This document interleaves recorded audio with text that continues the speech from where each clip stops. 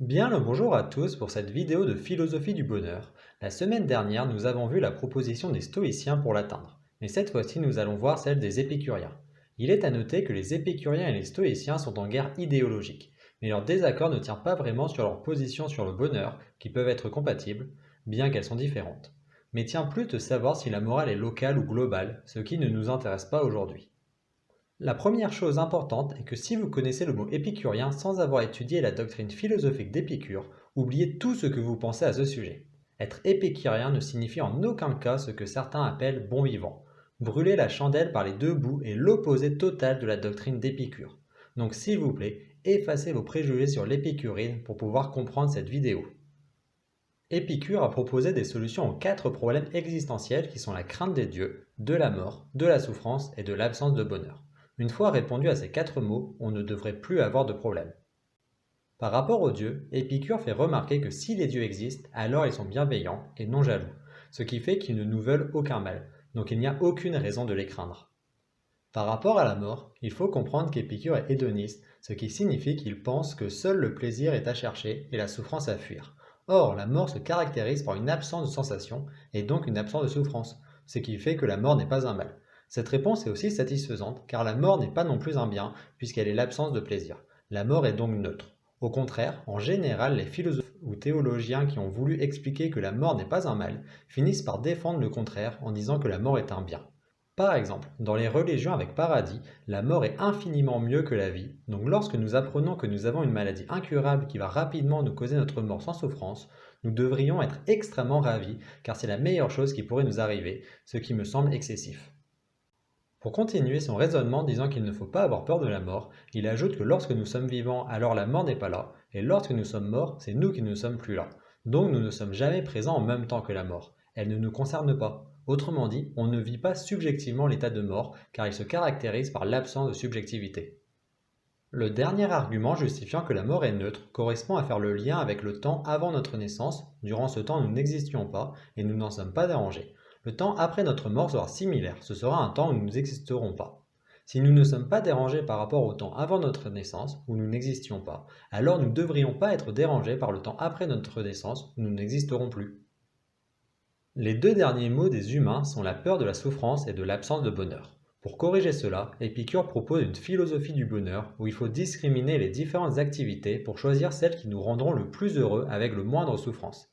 Par exemple, un épicurien ne consommera pas de drogue car bien qu'au moment de la consommation nous avons du plaisir, la dépendance et les manques futurs créeront trop de souffrance, ce qui fait qu'il ne faut pas consommer de drogue. De la même manière, fumer des cigarettes crée un petit plaisir à chaque cigarette, mais a beaucoup d'inconvénients comme les difficultés sportives et les maladies précoces. Épicure fait la distinction entre plusieurs plaisirs. Les plaisirs naturels et nécessaires, comme se nourrir, dormir, avoir un logement. Les plaisirs naturels non nécessaires, comme la sexualité. Les plaisirs vains et artificiels, comme la richesse et la gloire. Et les plaisirs vains et impossibles, comme l'immortalité. Il considère qu'il faut se priver des plaisirs vains pour ne pas s'habituer à un luxe qui pourrait nous manquer. Par exemple, si nous avons le choix entre faire un voyage avec des amis, il est préférable de faire du camping que d'aller dans un hôtel 5 étoiles, car même si nous avons les moyens d'aller dans un hôtel 5 étoiles, il n'est pas dit que ce sera toujours le cas à l'avenir. Donc autant faire l'activité que nous pourrons toujours faire pour ne pas s'habituer à quelque chose qui pourrait venir à manquer. Il faut avoir la vie la plus simple possible pour perdre le moins possible, car nous avons une inversion à la perte qui a été décelée par des expériences de psychologie. Il est psychologiquement plus douloureux de vivre une perte qu'il est joyeux de vivre un gain équivalent. Il est possible de critiquer la vision d'Épicure en disant qu'il fait un appel à la nature, en faisant une distinction entre ce qui est naturel et ce qui ne l'est pas. Par exemple, prendre des médicaments artificiels serait pire que prendre des médicaments à base de plantes, peu importe les effets, ce qui est critiquable. Pour corriger la pensée d'Épicure pour qu'elle ne tombe pas dans le biais de l'appel à la nature, il faut dire que pour être heureux, une distinction plus appropriée que celle d'Épicure est nécessaire, utile, futile, impossible. D'après l'épicurisme, il faut fuir ce qui est futile pour ne pas risquer un manque ultérieur, ne pas avoir la quête de l'impossible pour ne pas être déçu, faire ce qui est nécessaire pour ne pas souffrir, et pouvoir chercher ce qui est utile sans que cela devienne futile. Mais je pense que la partie la plus importante de l'épicurisme est de dire que la méthode pour être le plus heureux possible est de réfléchir pour chaque action et choisir les actions qui maximisent notre bonheur en prenant en compte le présent bien évidemment, mais aussi le futur. Il ne faut pas sacrifier nos plaisirs futurs pour notre plaisir présent. Donc, il ne faut pas s'habituer à des choses qui pourraient venir à manquer et qui procurent un plaisir qui ne vaut pas la peine du risque de privation. Pour conclure, si on veut faire un lien avec les vidéos précédentes, nous avons vu avec Aristote que le bonheur est un bien suprême, c'est l'objectif universel. Mais nous avons vu avec Schopenhauer que cet objectif est extrêmement difficile à obtenir. Ensuite, nous avons vu avec John Stuart Mill qu'il faut faire une distinction entre les plaisirs supérieurs qui sont intellectuels ou moraux, par exemple, et les plaisirs inférieurs qui sont futiles, et donc il faut chercher les plaisirs supérieurs. Puis nous avons vu avec le stoïcisme qu'il faut faire une distinction entre les événements maîtrisables et immaîtrisables, et qu'il faut s'efforcer d'avoir le moins d'attentes possible par rapport aux événements immaîtrisables.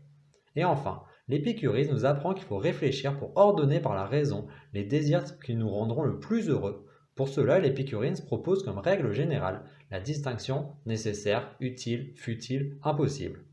Comme pour les stoïciens, il ne faut pas chercher l'impossible, comme dans la vision de Mill, il ne faut pas chercher les désirs futiles. De plus, il ne faut pas se priver du nécessaire et chercher de manière raisonnée l'utile pour qu'il ne devienne pas futile. C'est pourquoi je pense qu'en écoutant à la fois Mill, le stoïcisme et l'épicurisme, il est possible de ne pas tomber dans le pessimisme de Schopenhauer pour s'approcher le plus possible du bonheur.